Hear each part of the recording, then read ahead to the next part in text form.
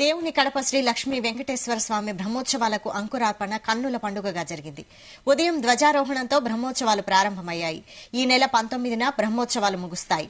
బ్రహ్మోత్సవాల్లో భాగంగా స్వామివారి ఊరేగింపు అంగరంగ వైభవంగా సాగింది. ఫిబ్రవరి 15వ తేదీ స్వామివారి కళ్యాణోత్సవం జరగనుంది.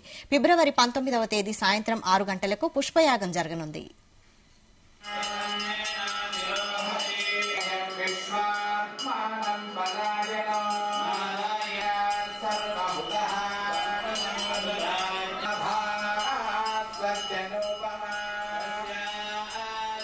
దేవుని కడప ఆలయం చాలా పురాతనమైనది.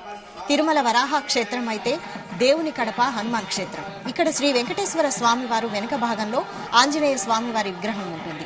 శ్రీ తాళ్లపాక అన్నమాచార్యుల వారు ప్రత్యక్షంగా ఇక్కడ వెంకటేశ్వర స్వామిని సేవించి స్వామివారిని కడప రాముడని, వెంకటాద్రి కడప రాముడని పిలుస్తారు. దేవుని కడపలో వెలిసిన శ్రీ లక్ష్మీ వెంకటేశ్వర స్వామివారిని దర్శించుకున్న తర్వాతనే తిరుమలేశుని దర్శించడం సాంప్రదాయంగా వస్తోంది.